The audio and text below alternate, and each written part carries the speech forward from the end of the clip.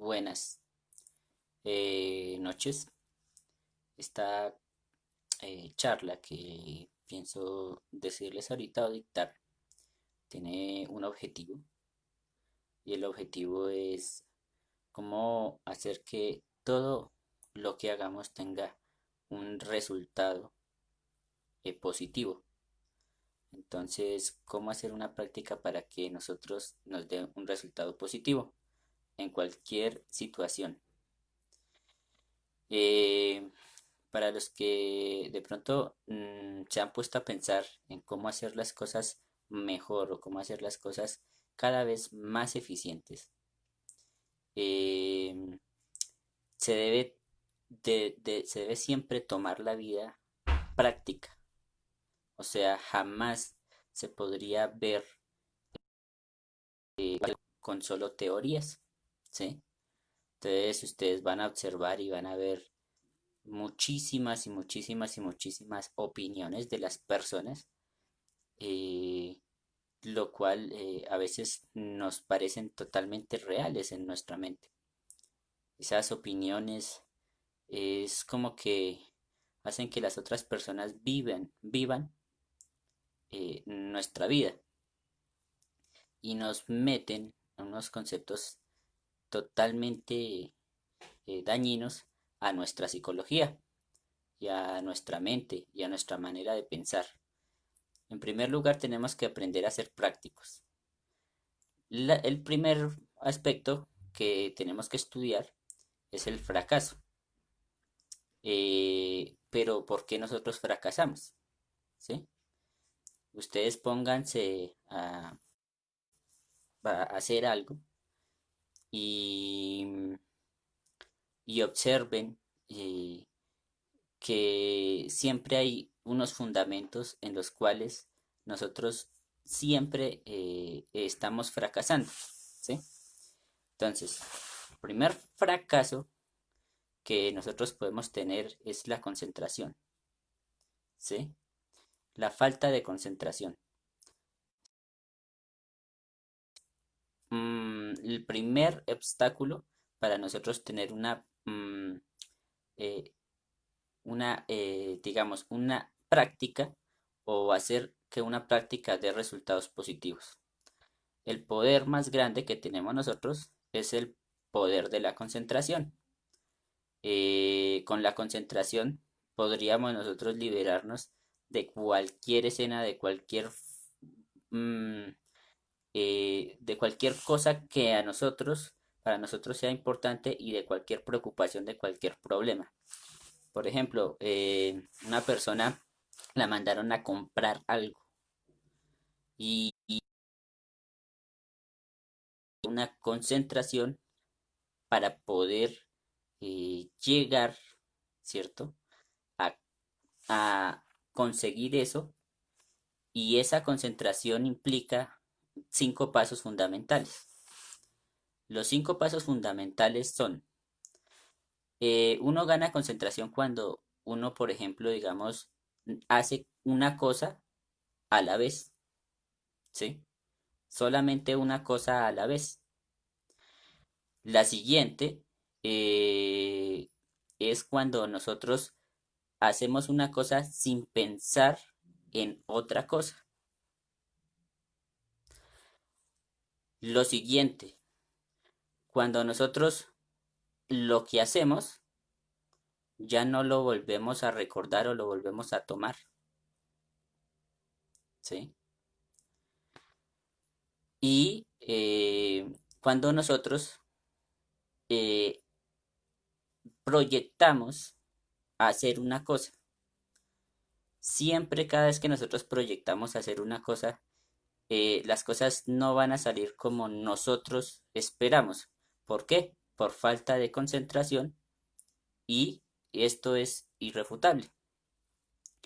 Si ustedes, por ejemplo, vamos a ver un ejemplo, ustedes quieren arreglar un, un estado, un vehículo a su acomodo, ustedes van a ver que tienen que llevar una concentración en lograr mirar todos los aspectos de la vida, de esa vida, ese pequeño detalle, de ese punto focal.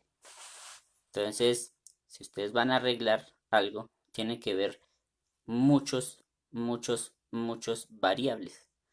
Y esas variables omitidas son falta de concentración. Muchas veces esas variables son a causa de la concentración o de la falta de concentración o se dañan de la concentración de otras personas, ¿sí?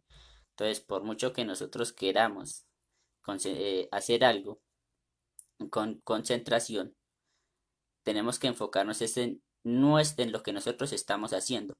No podemos evitar que las otras personas hagan algo que no tengan, digamos, si ellos no tienen concentración o algo que quede bien.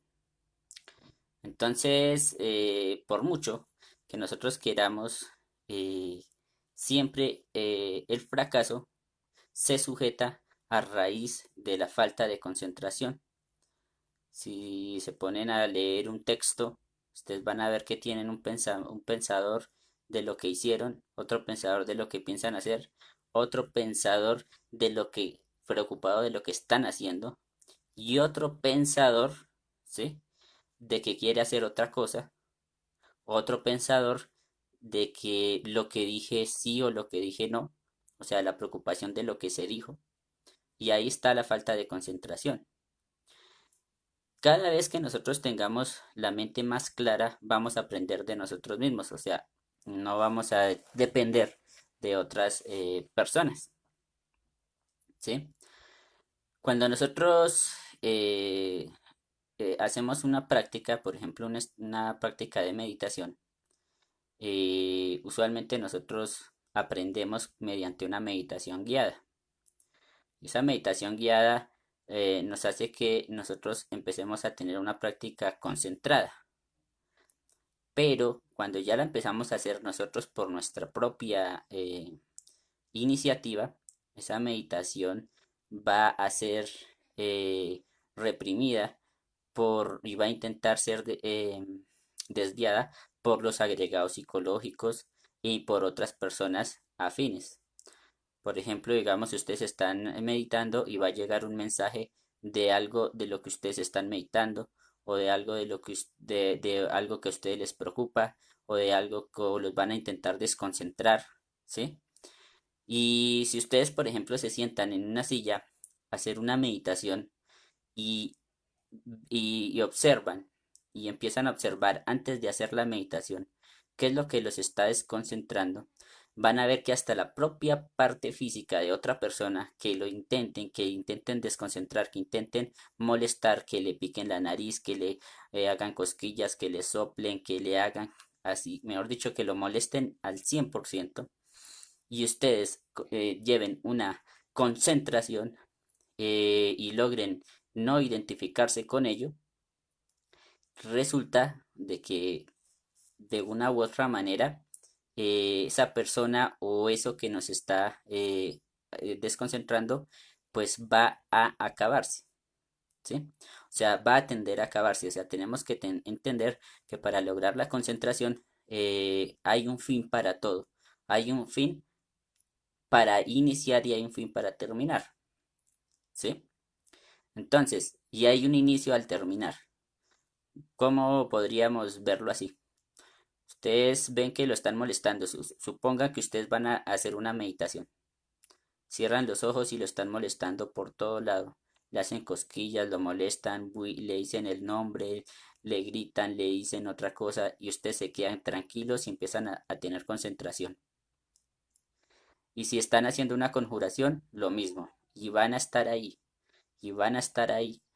Y ustedes van a ver que más o menos aproximadamente pasan unos 5 o 10 minutos y de repente esa persona se cansa, entiende y comprende y ya los pensamientos que le llegan a uno ya empiezan a terminar porque ya empiezan a ser comprendidos, las sensaciones empiezan a eliminarse y después llegan a tener una concentración plena y esa concentración les va a funcionar o les va a funcionar muy bien porque van a poder recrear una escena muy bien para poderla meditar. La meditación no es intelectual. Entonces, al no ser intelectual, se necesita observar bien la escena y se necesita destruir lo que sentimos, lo que vivimos y lo que vimos, y solo nos enfocamos en ello, ¿sí? Tuve la oportunidad de hacer una meditación de Koanes con este procedimiento y empecé a observar que logré tener, sin que la mente tuviera una respuesta, dos imágenes que fueron para mí contundentes en lo que necesitaba.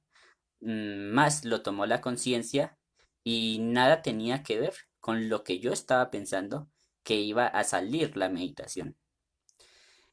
Otra meditación que hice fue a raíz de el apego a un artefacto, más bien a lo que me hacía sentir un artefacto, y empecé a ver en el proceso de unos 5 o 10 minutos una solución a un problema que me estaba afanando, que me estaba desconcentrando y que, digamos, me dio ánimo para poder venir aquí a editar este video para los que los quieran ver.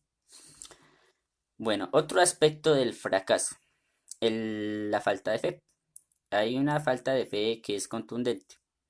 La falta de fe tiene que ver con las cosas que nosotros dudamos, ¿sí? O sea, nosotros estamos dudando. Y lastimosamente las personas que creen que cuando se le dice que es la fe, entonces empiezan a hacer religioso el aspecto del asunto. Pero la falta de fe no es hacer religioso el asunto. La fe existe, solamente que nosotros tenemos conceptos de lo que es la fe. Y la religión no tiene nada que ver con lo que es la fe, ¿sí? La fe no es manipulable, la fe no es manipulada y la fe no tiene nada que ver, ¿sí? Con algo que nosotros no constatemos. Entonces, para poder empezar a comprender una práctica, si no se le tiene fe a la práctica, a lo que estamos haciendo, sea a un plano, sea a manejar, sea a aprender usualmente algo, ¿no? O sea a meditar, o sea a morir en marcha, o a estar en la práctica de la sublimación, por ejemplo, de la energía sexual, que esa también es una práctica donde se necesita bastante concentración. Eh, de ahí ustedes van a observar que la duda hace como un chip o como un contraste en esa falta de fe y hace que la mala voluntad amanezca para que nosotros, o más bien, nos anochezca para que nosotros no veamos lo que es el amanecer en una meditación o en una práctica. ¿M? Entonces, nosotros tenemos que entender que los pensamientos positivos y negativos no tienen nada que ver, ¿sí? En la práctica. No interesa si hay una práctica, si en una práctica hay un pensamiento positivo, hay un pensamiento negativo. Jamás. Lo que interesa es observar ese pensamiento positivo, ese agrado y ese pensamiento negativo y ese agrado. Y ahí es donde se empieza a salir en primer lugar de la duda de uno. Segundo, ustedes van a ver que, por ejemplo, hay una práctica que se llama el desdoblamiento astral. Ese desdoblamiento astral, pues ustedes podrán observar que no le sale a la primera, no le sale a la segunda, pero cuando ustedes empiezan a practicar y empiezan a tener algo de fe, cuando ya se han aprendido a desdoblar conscientemente, o por lo menos han salido conscientemente a algún astral, eh, de una ustedes empiezan a tener confirmación de algo. Eso se llama comprobación. Y la comprobación hace que nosotros no salgamos de esa duda cuando hacemos cualquier práctica, ¿sí? Ejemplo, yo dudo en que voy a aprender a manejar. Pues, aprendo, elimino la duda y voy y aprendo a manejar o a conducir y listo, ¿sí? Yo dudo que voy a desdoblarme astralmente. Bueno, pues entonces empiezo yo a observar en mi mundo interior cuál es la duda y empiezo yo sencillamente a hacer la práctica. Si no salió, no se constató, entonces sigue la duda. Pero cuando ustedes ya empiezan, por ejemplo, a tener sueños lúcidos, ya empiezan a comprender o a ver, pero aún así sigue la duda, ¿sí? Pero ya se comprobó en cierto momento, en cierto nivel, algo. Otra, para que otro tipo de fracaso, que pues obviamente vamos a hablarlo, es el temor. Y el temor es algo que desafortunadamente pues nos lleva a fracasar eh, miserablemente. El temor radica en una parte instintiva de conservación y el temor es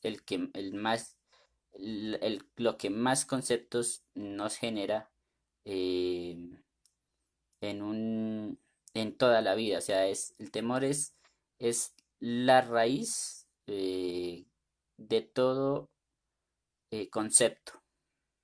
¿Sí me entienden? Entonces, dentro del temor, pues van a estar, por ejemplo, un poco los apegos, un poco, o más bien, los apegos, el temor va a estar en la duda, el temor va a estar em, en la falta de concentración y en los múltiples pensamientos que se nos vienen que son usualmente negativos. Un pensamiento positivo casi siempre no tiene temor, pero es porque el pensamiento positivo genera estados de tranquilidad. Entonces el temor viene de pensamientos siempre negativos, de pensamientos siempre que preocupan, que ocupan la mente y que de la cual es muy difícil de salir. Entonces el temor llega a ser un elemento muy distractor y muy fuerte para hacer cualquier práctica. Si uno siente una sensación extraña en el cuerpo porque se va a desdoblar astralmente, ahí de una vez ya hay temor.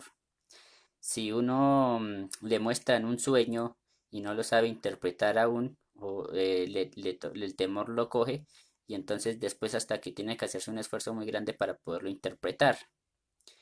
Y si ustedes están meditando, por ejemplo, ustedes van a ver que usualmente un problema muy grande, un problema grueso, eh, solamente puede ser disuelto a raíz de empezar a meditar las partes, de no irse al fondo de una vez del problema, sino irle dando un rodeo, un rodeo y hasta llegar a comprender el asunto más fuerte, ¿sí?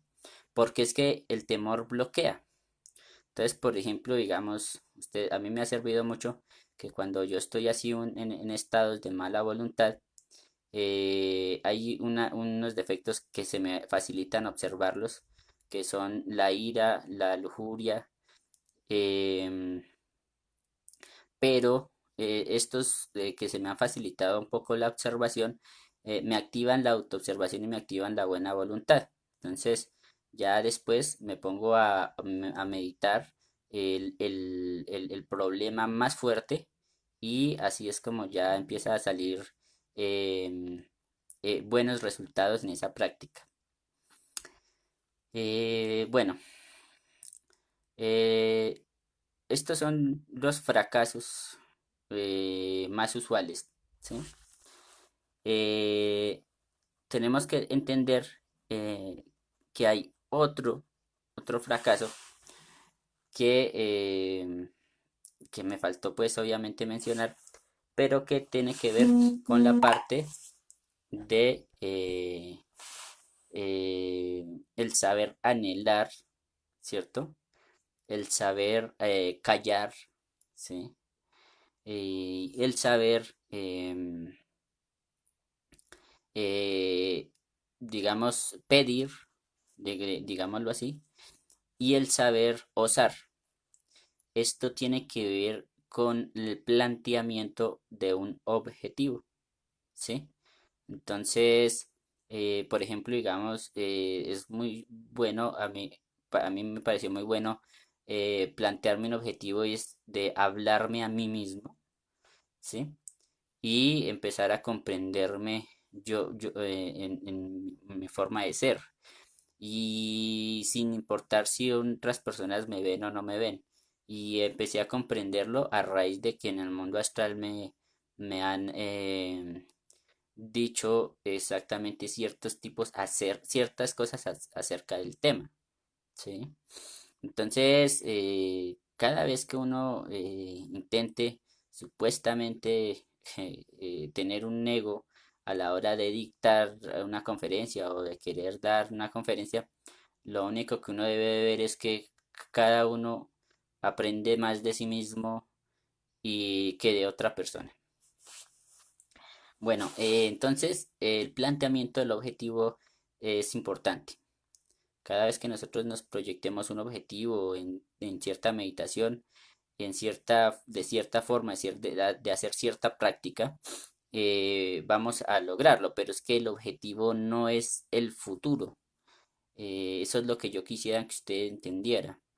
Porque si usted va a ver, usted simplemente empieza a observar su mundo interior y ustedes van a ver un montón de problemas terribles. Entonces, una meditación queda muy fácil cuando ustedes no esperan o no tienen un objetivo de que lo estrese, que estrese el cuerpo, que estrese el intelecto, ¿sí?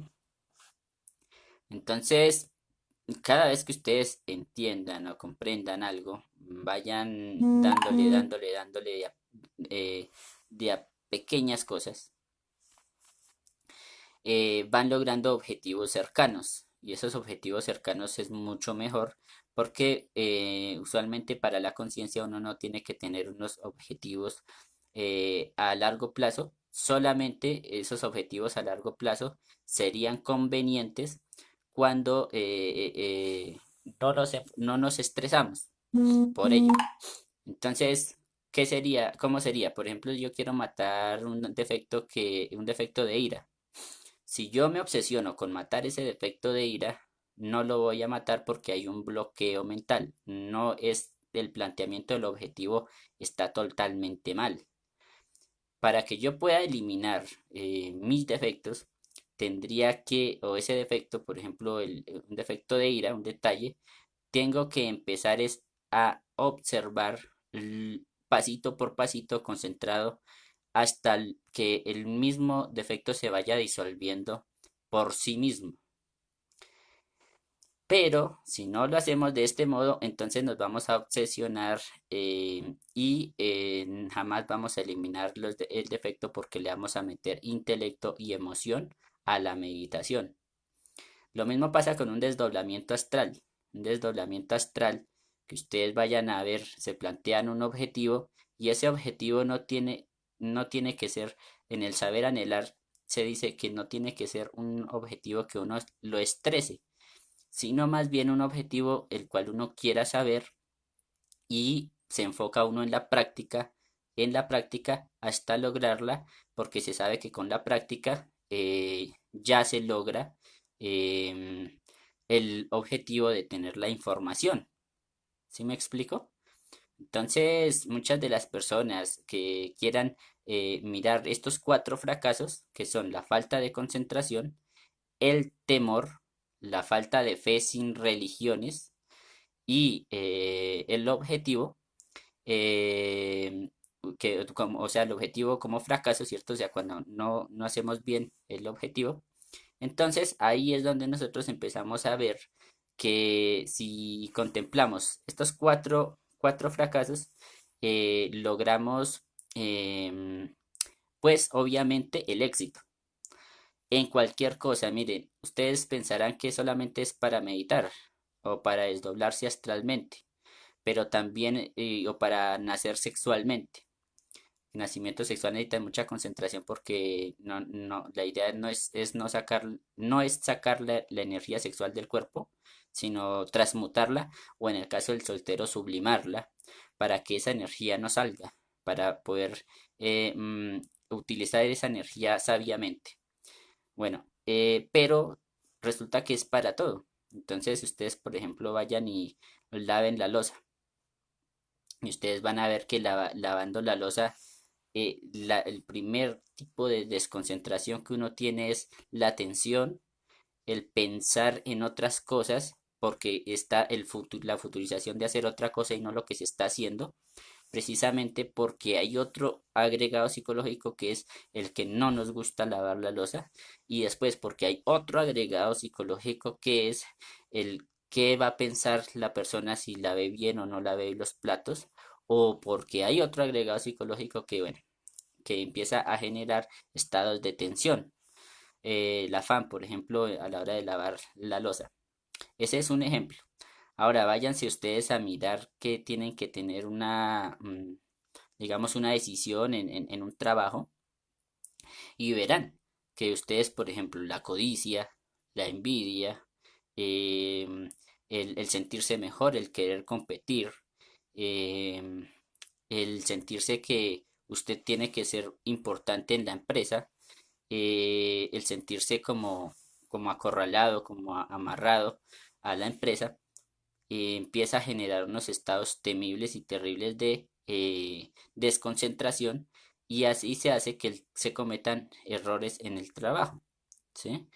Entonces uno tiene que empezar a ver que para todo se necesita de estos cuatro elementos para que las prácticas, cualquier práctica enfocada ya sea en el conocimiento de sí mismo o en la vida real, o en la vida cotidiana, perdón, mm, el objetivo es que no sea mecánico, ¿sí? Hacer las cosas mecánicas. Entonces ustedes van a ver que hacer las cosas mecánicas nos genera un estado tan de desconcentración tan terrible que no por hacer las cosas mecánicas bien hechas significa que estén bien hechas. Porque siempre va a quedar algo, siempre va a quedar algún error porque se volvió mecánico el asunto. Entonces, la parte de la concentración se gana solo cuando se hace una cosa a la vez, cuando se enfoca y se concentra toda la energía en hacer una sola cosa, ¿sí? A la vez. Se termina esa cosa y en el día pasamos a hacer otra cosa y ahí empezamos a hacer o a experimentar la concentración, ¿sí? No, cuando nosotros entrenamos la concentración, vamos a ver que ya después las múltiples tareas vamos a estar más permeables a todo lo que nos genera el entorno. ¿Sí me explico? ¿Por qué? Porque la concentración no nos va a hacer solamente que nosotros hagamos una cosa y después otra cosa, sino que cuando ya se practica esto, se practica y se logra la concentración, se va a ver todo el entorno, ¿sí? Y se va a intuir muchísimas cosas. Esto lo hacen, por eso es que los líderes, las personas que son exitosas, usualmente tienen una concentración demasiado alta, así no sean expertas en lo que supuestamente deberían estar haciendo. Por ejemplo, estamos hablando de que una persona, digamos, no es muy buena haciendo planos, pero es muy, muy buena haciendo negocios. ¿Y es por qué? Porque la persona que está haciendo planos hace sus planos y solo sirve para ello y se atreve a catalogar ignorante a la persona que hace los negocios. ¿Sí? Entonces, ustedes van a ver que ese que hace los negocios no solamente está observando y concentrado en hacer bien los planos, sino también está concentrado y no dejándose llevar por la codicia en cuanto tiene que ver con los negocios para poder que esa presión no le juegue en contra, ¿sí? Entonces la concentración tiene que ver con deshacer todo lo que sea agregado a lo que se está haciendo para que el entorno se vuelva más claro, ¿sí?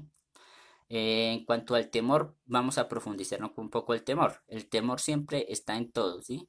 Si ustedes van a ver, el temor está arraigado en cualquier cosa que nosotros hayamos vivenciado y que siempre tiene que ver con cosas negativas. Cuando ustedes piensan en una cosa positiva, el temor se va, pero no es, no que no buscamos aquí es no que se vaya el temor temporalmente, sino que de una vez por todas sea exterminado. Entonces tenemos que plantearnos una meditación muy profunda para que los temores sean erradicados de nuestra mente. Una persona que haya sido vulnerada en su físico, que haya sido una persona maltratada, eh, que se haya sentido vulnerable, ¿sí? Esta persona debe comprender de que hay unos temores muy arraigados en el instinto, como por ejemplo el sentido de persecución, el miedo al futuro, a lo que pasará, el temor a lo que pasó, ¿sí? También hay un temor muy instintivo que ustedes van a ver, ¿sí? Que es eh, algo así como una contemplación de un problema que a su vez esa contemplación de ese problema tiene que ver con la pereza. Y entonces ustedes van a ver que cada vez que ustedes observen que tienen un problema o una sensación negativa y que no, entonces usualmente como que va a aparecer esa negación a observarla y a enfrentarse a esa situación. ¿M? Entonces ustedes van a ver que llega y cogen y empiezan a observar esa negación y ustedes con solo una respuesta o con solo algo interno que les diga, no, pero espere, yo quiero salir de esto, ¿sí? Entonces usted ya llega y empiezan a encontrarle la comba al palo, ¿sí? Para generar que esos estados sean exterminados, ¿sí? ¿Por qué? Porque es que el temor va a estar presente, el temor que no es trabajado va a estar presente en todo momento, ¿sí? Miren, yo se los digo por experiencia, la persona que hace el daño, ¿sí? eh, tiene, de por sí, tiene un temor después de hacer el daño. Y la persona a la que le hicieron el daño tiene un temor de por sí después de que le hicieron el daño. O sea, va a seguir. Entonces, por ejemplo, si ustedes se ponen a pensar o a observar que una persona les hizo daño, va a ver que dentro de esa persona hay un temor muy grande después de haberlo hecho. ¿Sí? Y ahí es donde ustedes van a llegar a una conclusión de que ustedes tienen que acabar con su propio temor, ¿sí? Porque si ustedes van a ver, se están igualando, ¿sí? Entonces esta persona fue la víctima, esta persona fue la que hizo el daño, ambos tienen temor y si esta persona termina con su temor y esta persona se hunde en su temor, entonces de repente esta persona tiende a ser mejor, así haya hecho el daño. Y si es lo contrario, entonces la persona que fue, se le hizo daño y saca su miedo, listo. Pero si ambos tienen su miedo, entonces ambos van a ser parte de eso. ¿Sí me explico? Entonces, el temor es otro fracaso que nuestra psicología, pues obviamente hay que empezarla a comprender, hay que empezarla a llevar a cabo. A mí me pasó que estaba, sí, que estaba, por ejemplo, digamos, en un delirio de persecución eh, muy fuerte, demasiado fuerte, ¿sí? Se sentía la espalda totalmente nerviosa, se sentía los hombros tensionados, se sentía la respiración totalmente forzada, ¿sí? Y se sentía un temor a encontrarse con tal o cual persona. Entonces, observé que tenía que tener o sea, que tenía que encontrarle la comba al palo en este momento, en ese momento, y empecé yo a ver, bueno, espere que ya estoy cansado de esto, voy a mirar a ver. Entonces empecé a ahondar en los defectos que yo veía más que no tenían nada que ver en el momento con el problema. Entonces veía que era más muy iracundo, veía que era nervioso y entonces empecé yo a mirar los nervios que sentía y las partes iracundas y la lujuria que podía ver en mí, ¿no? Que yo tenía. Entonces eso me activó la parte de la observación y la parte agradable para poder llegar a interiorizar ya en el aspecto del problema. ¿Por qué? Porque el temor había sido erradicado y ya la práctica empezaba a tener un resultado positivo para poder llegar a enfrentarme a lo que estaba viviendo. Y de repente tomé la decisión, después de algunas meditaciones, de ir a enfrentar o de ir a observar, pero sin, no a enfrentar, pero sí a observar qué me producía cada una de las personas a las cuales yo sentía que tenía ese delirio. Entonces los veía en la calle y empezaba yo a observar, inclusive hasta me iba detrás sin que se dieran cuenta ellos, y empezaba a observar quiénes eran, qué eran, qué sentía yo, por qué me sentía así. Si es porque, por ejemplo, me sentía más preocupado cuando no los veía que cuando los veía, etcétera, etcétera. O sea, eran unas conclusiones terribles.